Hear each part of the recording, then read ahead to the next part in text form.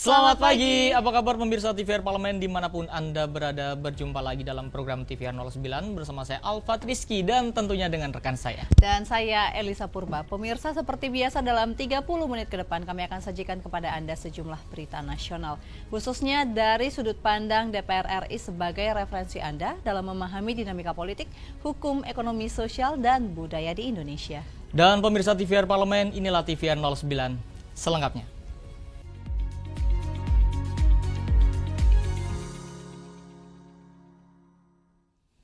Pemirsa, DPR RI menegaskan komitmen Indonesia dan Malaysia dalam meningkatkan partisipasi perempuan dan pemuda di lembaga legislatif yang dinilai strategis dalam mewujudkan perdamaian dan pembangunan yang inklusif.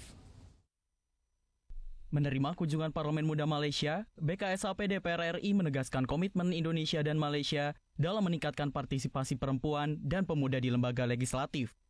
Wakil Ketua BKSAP DPR RI Rafindra Airlangga menilai, peningkatan partisipasi perempuan dan pemuda dinilai sebagai langkah strategis dalam mewujudkan perdamaian dan pembangunan inklusif. Rafindra mencatat, saat ini keterwakilan perempuan di Parlemen Malaysia mencapai 13%, sementara Indonesia sudah mencapai 22%. Menurutnya, capaian tersebut harus ditingkatkan. Selain itu, Rafindra juga menyoroti ASEAN Youth Development Index, yaitu indeks yang mengukur kesejahteraan dan keterlibatan pemuda dalam berbagai bidang, seperti ekonomi, sosial, dan politik. Ia menyampaikan data indeks tersebut tidak hanya menunjukkan tren positif, tetapi juga menunjukkan masih adanya kesenjangan antar negara. Keterwakilan pemuda dan perempuan. Dari segi perempuan misalnya, 13% anggota Parlemen Malaysia adalah wanita, di Indonesia itu 22%. Sehingga kita, dua negara kami berkomitmen meningkatkan angka ini ke angka yang lebih tinggi lagi untuk keterwakilan perempuan. Begitu juga dengan isu-isu kepemudaan. Tadi disampaikan, ada yang namanya ASEAN Youth Development Index. Itu adalah indeks menunjukkan kesejahteraan kaum muda dari dimensi ekonomi, sosial, keterlibatan politik, dan lainnya. Secara umum, ASEAN mengalami pertumbuhan untuk kesejahteraan pemuda. Dari tahun 2013 di angka 0,5, sekarang di angka 0,606. Lebih lanjut, Rafindra menegaskan partisipasi aktif perempuan dan pemuda bukan hanya soal representasi, tetapi menjadi indikator penting bagi kualitas demokrasi dan pembangunan. Tegar Aziz, TVR Parlemen melaporkan. Pemirsa, terkait jalur masuk narkotika ke wilayah NTT yang terbuka dan sulit diawasi secara optimal, Komisi 3 DPR RI dorong penguatan Badan Narkotika Nasional Provinsi melalui dukungan anggaran guna mengantisipasi potensi penyelundupan narkotika. Komisi 3 DPR RI mendorong penguatan Badan Narkotika Nasional Provinsi atau BNNP Nusa Tenggara Timur melalui dukungan anggaran yang memadai guna mengantisipasi tingginya potensi penyelundupan narkotika. Anggota Komisi 3 DPR RI, Sudeson Tandra menyoroti jalur masuk narkotika ke wilayah NTT yang sangat terbuka dan sulit diawasi secara optimal. Menurutnya, hal tersebut disebabkan oleh faktor geografis, serta keterbatasan peralatan dan infrastruktur yang dimiliki aparat. Ia mengungkapkan, saat ini BNN hanya memiliki 4 kantor di wilayah NTT. Sudeson menegaskan komitmen Komisi 3 DPR RI dalam mengawal upaya penguatan BNN di wilayah perbatasan melalui kerjasama antar lembaga guna memperkuat deteksi dini dan penindakan tegas terhadap peredaran narkotika. Ini termasuk daerah rawan, ya, dan kita mendorong agar BNN itu semakin hari semakin ditingkatkan anggarannya, semakin ditingkatkan fasilitas-fasilitas, khususnya fasilitas rehabilitasi yang masih kurang. Ya, dan juga luas wilayah NTT ini sangat besar. Cuman ada 4 kalau nggak salah kantor BNN kabupaten. Nah, ini mau kita dorong khususnya kabupaten-kabupaten yang berbatasan dengan Timur Timur, berbatasan yang langsung ke Australia itu kita perkuat di situ. Dalam 1 tahun terakhir, BNN Provinsi NTT mencatat adanya 5 orang tersangka dalam kasus narkotika yang ditangani sepanjang tahun 2024. Sedangkan hingga pertengahan 2025 tercatat sudah ada 3 tersangka dengan barang bukti lebih dari 100 gram narkotika sintetis. Dari Nusa Tenggara Timur, Hendra Sunandar, TVR Parlemen melaporkan. Pemirsa, seperti yang kita ketahui, sepanjang tahun 2024 tercatat terdapat 27.337 kecelakaan lalu lintas yang melibatkan angkutan barang. Sementara itu butuh anggaran sekitar 43,47 triliun rupiah per tahun untuk perbaikan jalan rusak yang disebabkan oleh kendaraan odol. Bagaimana tanggapan DPR RI terkait masalah ini? Informasi selengkapnya usai jeda, tetaplah di TVR 09.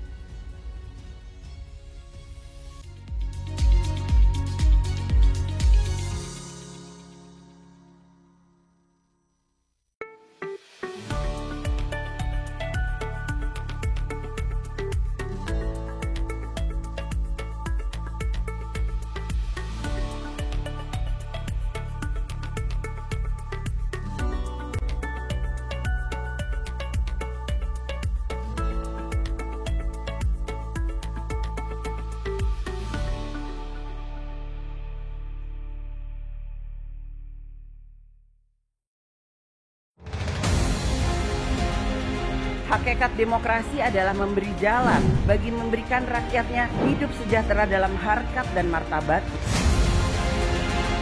Yang terpenting untuk menjadikan Indonesia luar biasa. Perempuan dan laki-laki mempunyai hak yang sama untuk maju. Selamat ulang tahun Dirgahayu Republik Indonesia Merdeka!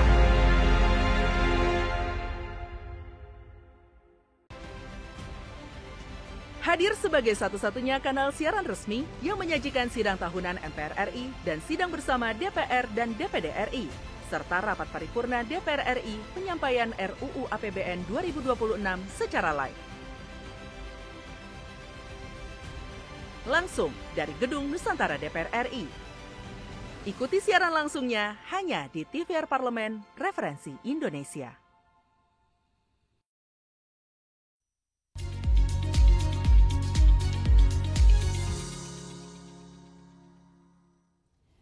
Anda kembali menyaksikan TVR 09. Pemirsa, terkait puluhan ribu kecelakaan lalu lintas dan kerusakan jalan sepanjang tahun 2024 yang disebabkan oleh odol, anggota Komisi 5 DPR RI Srianto Saputro menghimbau dan mendorong Kementerian Perhubungan untuk melakukan evaluasi dan pembenahan terhadap sistem teknologi pendeteksi odol.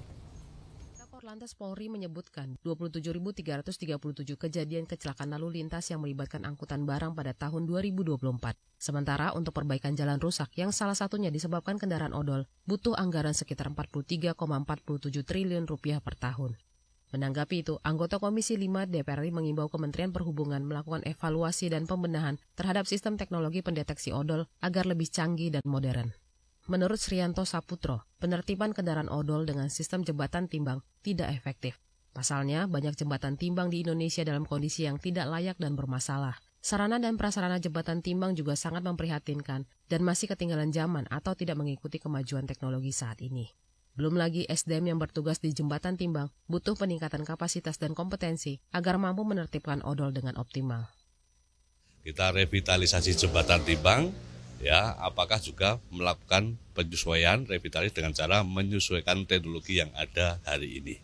Sehingga nanti tidak harus semuanya berpaku pada jembatan timbang, tapi bisa dipasang alat yang sekiranya bisa dipantau di titik-titik manapun. Karena ini sudah sangat krusial, ya, bukti bahwa dengan banyaknya overload, ya, overdimension, banyak kecelakaan. Belum lagi kerusakan jalan. Ya, dari pihak Kementerian PU kan juga menyampaikan kerugian negara itu setiap tahun hampir 40 triliun gara-gara mudahnya jalan-jalan nasional rusak. Srianto Saputro juga mendorong Kementerian Perhubungan lebih masif melakukan sosialisasi dan memperbaiki regulasi terkait penertiban odol, mengingat program nasional Zero Odol sudah diterapkan secara bertahap mulai Juni 2025. Dari Jawa Barat, Ridwan TVR Parlemen melaporkan. Pemirsa, terkait penerapan bertahap mata pelajaran pilihan coding dan kecerdasan artifisial oleh Kemendikdasmen pada tahun ajaran 2025-2026, Komisi 10 DPR RI dorong pemerintah memperhatikan kesiapan infrastruktur dan anggaran guna mendukung penerapan kurikulum digital secara merata. Kemendikdasmen menerapkan mata pelajaran pilihan coding dan kecerdasan artifisial secara bertahap pada kurikulum pendidikan dasar dan menengah mulai tahun ajaran 2025-2026. Anggota Komisi 10 DPR RI mendorong pemerintah memperhatikan kesiapan infrastruktur dan anggaran dalam mendukung penerapan kurikulum digital di seluruh daerah karena membutuhkan banyak instrumen dan SDM untuk perawatan peralatan. Sistem itu membutuhkan kelengkapan infrastruktur serta pelatihan bagi para pengajar. Terkait itu, Furtasan Ali mendorong adanya kebijakan khusus dari kementerian terkait dalam melaksanakan kurikulum digital di daerah-daerah 3T, khususnya pemenuhan kebutuhan infrastruktur dan kualitas tenaga pengajar, mengingat akses dan minat SDM di daerah-daerah 3T masih sangat minim. Soal jaringan listrik dan telepon, dan kita sadari itu masih belum merata. Maka berdasarkan analisa itu, kalau disamaratakan Indonesia Barat dan Timur, itu terus tapi nggak tercapai. Maka oleh karena ada kategori kelatarisasi, misalnya Indonesia atau 3T. Nah, 3T ini adalah ada spesialisasi tersendiri, karena dari sisi karakter provinsinya, daerah itu belum mendukung ke arah sana. Gitu. Tidak jauh berbeda, Ledia Hanifah menambahkan, selain menyiapkan infrastruktur seperti aliran listrik dan internet, pemerintah harus memperhatikan juga fasilitas yang tersedia di tiap sekolah, khususnya kebutuhan ruangan penyimpanan peralatan elektronik dan tenaga keamanan. Hal itu untuk mencegah adanya tindakan pencurian. Kan itu benda berharga. Kalau diletakkan di kelas berarti mereka harus pasang jeruji segala macam ya. Jadi buat kelasnya juga jadi nggak aman kan? Nggak nyaman, bukan nggak aman, nggak nyaman. Karena pada beberapa kasus kehilangan laptop, kehilangan komputer di sekolah-sekolah itu cukup banyak. Ditambah kan tidak ada alokasi anggaran untuk menjaga sekolah. Ferdian dan Angga, TVR Parlemen, melaporkan. Pemirsa, DPR RI terus mengawasi target 95% cakupan kepesertaan jaminan kesehatan nasional oleh pemerintah, guna mencegah potensi adanya manipulasi data kepesertaan dan mendorong evaluasi target UHC. Pemerintah menargetkan 95% cakupan kepesertaan jaminan kesehatan nasional atau JKN atau disebut Universal Health Coverage atau UHC. Anggota Komisi 9 DPR RI mendorong adanya evaluasi terhadap target UHC. Pasalnya, target UHC dinilai bisa memicu pemerintah daerah memanipulasi data kepesertaan JKN. Indah Kurniawati mengungkapkan, masyarakat miskin yang masuk dalam program bantuan iuran atau PBI biasanya mengakses layanan kesehatan hanya saat membutuhkan pertolongan medis, sehingga kepesertaan JKN-nya tidak aktif. Hal itu juga menyebabkan banyak pemerintah daerah akhirnya memasukkan masyarakat kategori mampu menjadi peserta PBI demi mencapai target. Menurut Indah, indikator keberhasilan JKN seharusnya tidak terpaku pada target angka, melainkan dampak yang berkelanjutan dan tepat sasaran. Indah di atas kertas saja, tetapi pelaksanaannya tidak. Nah, desil yang dihindari desil atas dan desil bawah yang disampaikan Gus Ipul tadi terhadap mereka yang harusnya tidak menerima tetapi menerima dan sebaliknya. Yang seharusnya saya lihat ada berita di beberapa media bahwa ada yang tidak layak sampai itu selebriti yang namanya keren yang kita tentu saja tidak masuk kategori itu dia masuk dalam PBI. Itu kan tentu tidak boleh. Nah, hal-hal seperti itu mungkin diperhatikan sehingga anggaran yang memang benar-benar harus kita efisiensikan itu benar-benar efisien dan efektif sesuai dengan tujuan bersama. Indah Kurniawati menyarankan penerapan mekanisme sanksi dan insentif untuk memotivasi pemerintah daerah dalam menyukseskan program JKN. Daerah yang berhasil meningkatkan indeks kesehatan masyarakatnya perlu diberi insentif, sementara daerah yang terbukti memanipulasi data akan diberi sanksi. Ken Suari, TVR Parlemen, melaporkan. Pemirsa, UMKM merupakan tulang punggung ekonomi bangsa yang berkontribusi nyata dalam menyerap tenaga kerja, menjaga stabilitas ekonomi maupun menggerakkan roda pembangunan.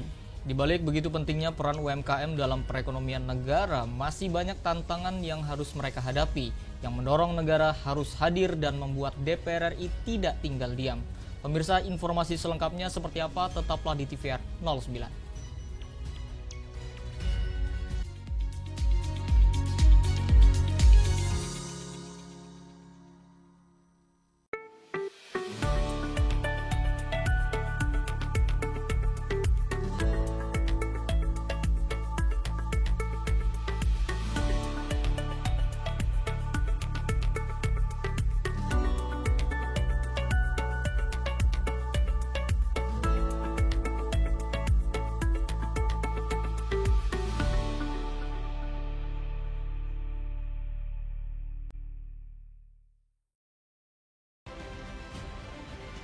Hadir sebagai satu-satunya kanal siaran resmi yang menyajikan sidang tahunan MPR RI dan sidang bersama DPR dan DPD RI, serta rapat paripurna DPR RI penyampaian RUU APBN 2026 secara live. langsung dari Gedung Nusantara DPR RI. Ikuti siaran langsungnya hanya di TVR Parlemen Referensi Indonesia. Dirgahayu Republik Indonesia merdeka! Kita perlu mempersiapkan dan memperkuat sumber daya manusia Indonesia. Tidak akan ada kemajuan Indonesia tanpa kemajuan daerah yang berkualitas dan inklusif. Peran negara diperlukan untuk menjamin hak berdemokrasi yang sama bagi semua warga negara.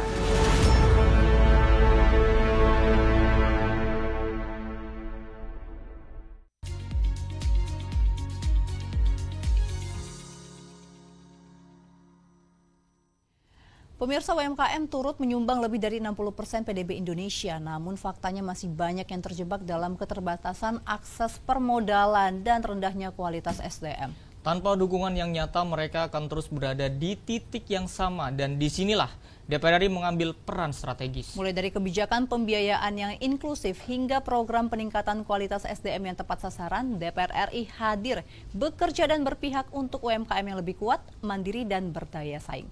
Mari kita simak liputan mendalam yang telah dikemas oleh tim redaksi TVR Parlemen dalam segmen Editorial Parlemen untuk Anda.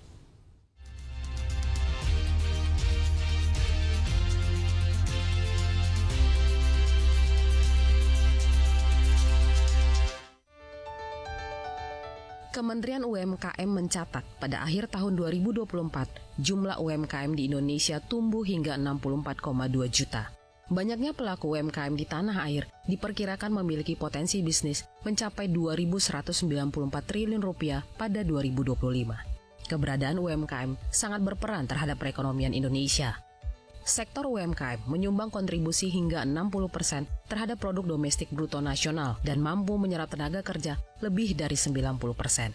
Meski begitu, banyak UMKM masih berada pada kategori usaha mikro dengan 68% diantaranya memiliki omset tahunan di bawah 50 juta rupiah dan 31% usaha mikro memiliki laba bersih masih di bawah 1 juta rupiah per bulannya. Melambatnya pertumbuhan ekonomi dunia, resiko geopolitik, dan perang dagang berpengaruh pada UMKM Indonesia. Selain penurunan daya beli masyarakat, akses pembiayaan seperti kredit usaha rakyat atau KUR juga membatasi kesempatan UMKM berkembang dan naik kelas. Rendahnya akses pembiayaan bagi pelaku UMKM menjadi sorotan anggota DPR RI. Salah satunya di Kota Sorong, Papua Barat Daya. Dari 21.000 pelaku UMKM yang mendapat akses pembiayaan KUR masih di bawah 20%. Daerah otonom baru seperti Papua Barat Daya membutuhkan perhatian yang lebih dalam mengembangkan perekonomian daerahnya, termasuk UMKM, agar tidak semakin tertinggal dengan wilayah lainnya. Pemerintah daerah perlu menjalin sinergi dengan BUMN perbankan untuk memberikan stimulan dan relaksasi kredit bagi pelaku UMKM. Penguatan ekonomi rakyat melalui UMKM merupakan salah satu upaya yang harus diperkuat.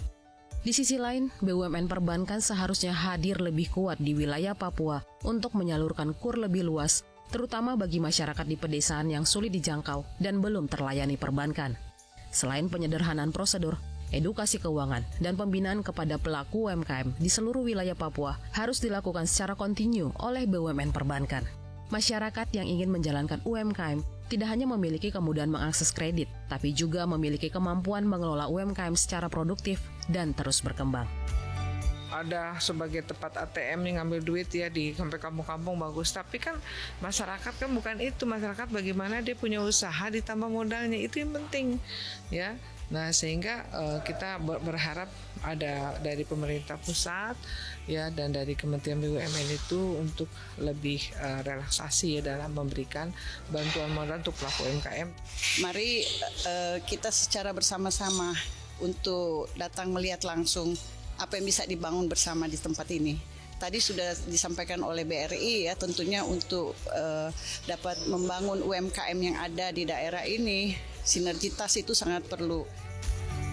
Belum meratanya kuantitas dan kualitas UMKM di daerah dinilai berdampak pada pengembangan pariwisata daerah. Peningkatan kualitas pelaku UMKM dan pengelolaan UMKM daerah perlu dilakukan pemerintah daerah.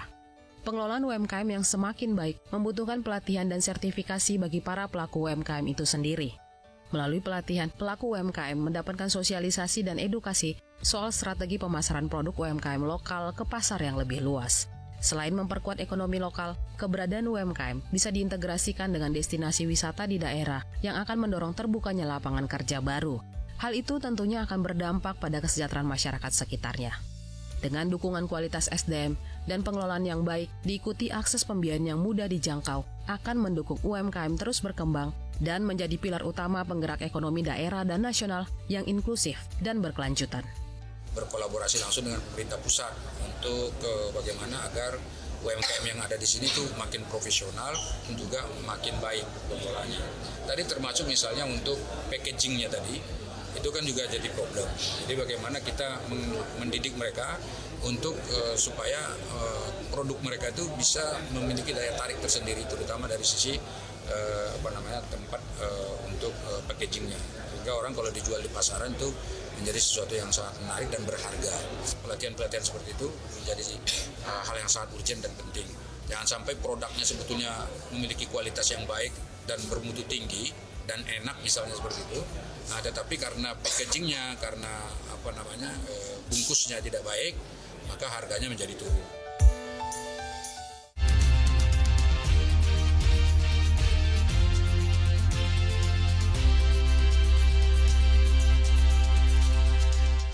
Elisa, kalau kita berbicara tentang Indonesia, ini tentu terkenal akan keanekaragamannya, termasuk keanekaragaman umat beragama. Tentunya, nah salah satunya ini ada di Mojokerto ya Alfa, terdapat sebuah vihara tempat beribadah umat Buddha yang di dalamnya terdapat peninggalan sejarah dari Kerajaan Majapahit. Usai jeda nih, kita akan langsung mengajak pemirsa ya untuk berjalan-jalan ke Mojokerto untuk melihat peninggalan sejarah. Tentunya jangan kemana-mana, tetaplah di TVR 09.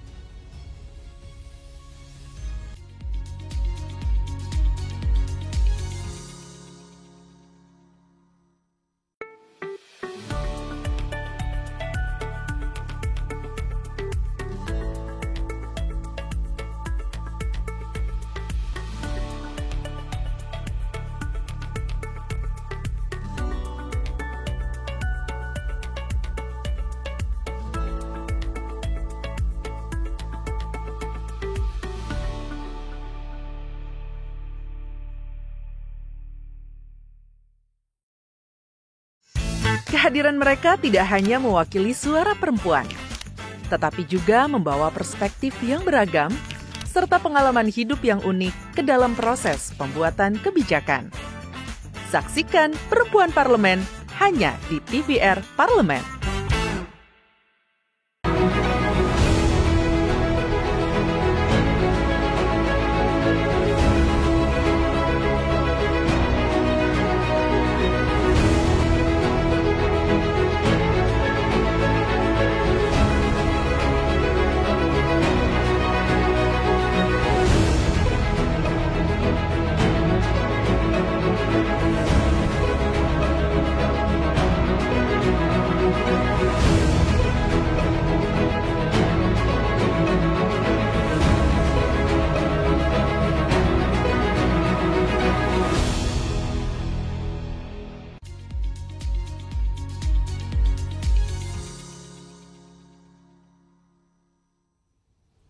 Kembali pemirsa di TVR 09. Alfat, tentu kamu sering mengingat kalimat jangan sekali-kali melupakan sejarah. Betul. Nah, ini ungkapan dari Bung Karno tentunya relevan dengan kehidupan bangsa Indonesia masa kini ya pemirsa, terutama menjelang Hari Kemerdekaan Indonesia yang ke-80 yang tinggal menghitung hari.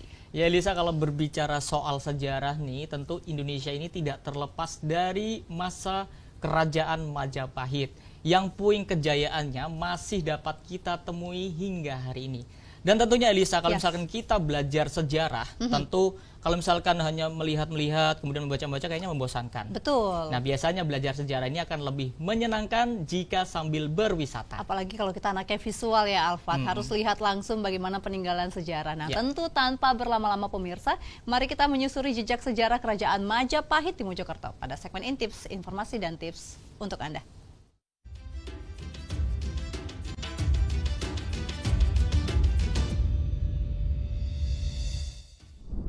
Halo pemirsa TVR Parlemen, di episode kali ini pemirsa tak hanya kami ajak berjalan-jalan, tapi juga belajar memahami sejarah. Belajar sejarah akan semakin seru jika sambil berwisata. Dalam sekali perjalanan, pemirsa bisa menikmati waktu liburan sambil menggali informasi mengenai tempat-tempat penuh cerita dari masa lalu. Kota Mojokerto di Jawa Timur bisa jadi salah satu kota yang bisa pemirsa jelajahi untuk wisata sejarah.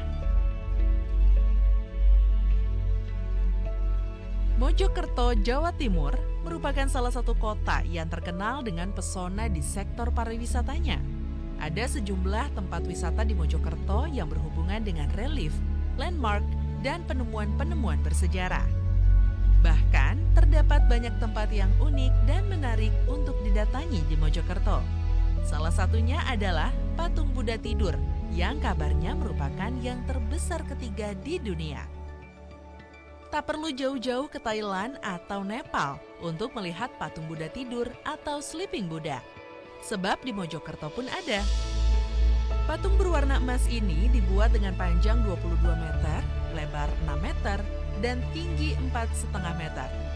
Awalnya kawasan ini dibuat untuk umat Buddha beribadah. Tetapi karena banyak pengunjung yang datang, area tersebut diresmikan menjadi tempat wisata pada tahun 2012. Patung yang dibuat pada tahun 1993 ini menggambarkan wafatnya Sang Buddha Siddhartha Gautama dalam kondisi tertidur. Posisi patung Buddha yang dibuat dari beton ini sengaja diarahkan ke arah selatan yang dianggap kiblatnya umat Buddha. Di bagian bawah patung terdapat relief-relief yang menggambarkan kehidupan Buddha Gautama. Masih di area patung Buddha tidur, ada kolam terata yang melambangkan kehidupan Sang Buddha dan ajaran agama Buddha. Bagi pemirsa yang ingin berkunjung, lebih baik tetap menjaga ketenangan dan memakai busana sopan, mengingat lokasi patung Buddha tidur ini ada di tempat ibadah. Selain patung Buddha tidur, tempat lain yang juga menarik untuk dikunjungi adalah Mahawihara Mojopahit. Bangunan khas Jawa dengan atap joglo dan dinding dari relief batu pahat menjadikannya kental dengan beragam budaya. Wihara yang dibangun pada tahun 1987 ini sebenarnya memiliki banyak hal yang menarik selain patung Budanya loh. Salah satu hal yang menarik di area Mahawihara adalah soal model bangunan-bangunannya. Seringkali orang berpikir jika Buddha kental dengan arsitektur bergaya Cina, tapi berbeda dengan yang ada di Mahawihara. Bangunannya bergaya joglo yang merupakan rumah tradisional Jawa karena pada dasarnya dahulu di Indonesia, ajaran Buddha yang diajarkan mengikuti adat dan budaya yang ada di Kerajaan Majapahit. Satu bukti yang menyatakan bahwa agama dan adat atau budaya bisa bersatu menjadi sebuah harmoni yang indah. Kemegahan Kerajaan Majapahit seolah tak ada habisnya untuk ditelusuri. Berbagai candi dan benda pusaka hingga saat ini masih sering ditemukan dan terus diteliti untuk dimaknai asal-usulnya. Masih di kompleks situs Trowulan ada Candi Brahu, candi yang diperkirakan sudah ada sebelum Kerajaan Majapahit berdiri. Nama Brahu diperkirakan berasal dari kata Wanaru atau Warahu, yang merupakan sebutan bangunan suci.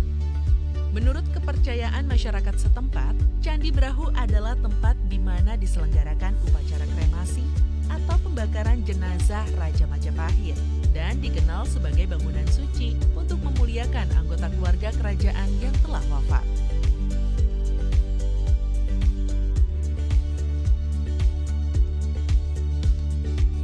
Tempat terakhir di situs sejarah Trowulan yang menjadi rekomendasi kami adalah area makam Putri Champa. Nama Putri Champa tak asing lagi di telinga masyarakat Mojokerto. Makamnya yang berlokasi di Desa Trowulan masih terawat dengan baik.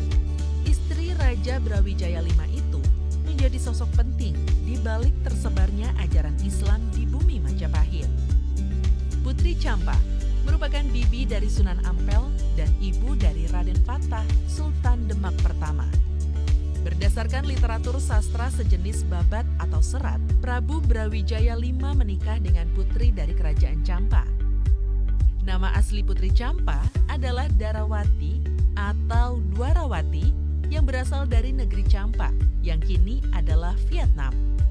Dia dikirim ke Majapahit saat berusia 17 tahun Darawati menjadi selir dari Prabu Brawijaya V atau Dyah Kertawijaya sejak 1430 Masehi. Komplek makam Putri Campa atau yang dikenal juga sebagai Putri Cempo ini adalah situs ziarah yang paling terkenal di Trowulan. Bagaimana pemirsa? Sudah lengkap kan informasi yang kami sampaikan? Kalau pemirsa masih penasaran, langsung aja kunjungi situs sejarah Trowulan di Mojokerto. Belajar sejarah ternyata tidak selalu membosankan ya kalau sambil jalan-jalan. Sampai jumpa lagi di episode berikutnya.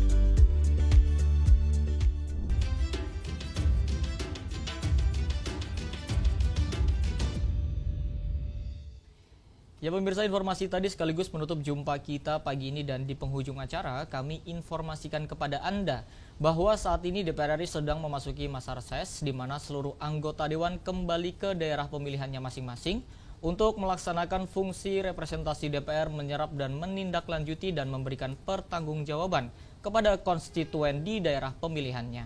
Dan pemirsa, sejumlah agenda serta program DPR RI lainnya tentunya masih dapat Anda saksikan secara langsung di TVR Parlemen. Anda dapat mengaksesnya di kanal utama, kanal komisi, dan juga kanal alat kelengkapan Dewan lainnya. Dapat juga Anda akses di YouTube kami dan juga di website kami di tvrparlemen.dpr.go.id. Dan pemirsa, demikianlah TVR 09 edisi pagi ini. Kami segenap kru TVR Parlemen yang bertugas tentunya mengucapkan terima kasih telah setia menyaksikan TVR 09. Ada saya Elisa Purba dan juga rekan saya Salvat Rizky. Pemirsa, sampai berjumpa kembali di TVR 09 selanjutnya. TVR Parlemen, referensi Indonesia.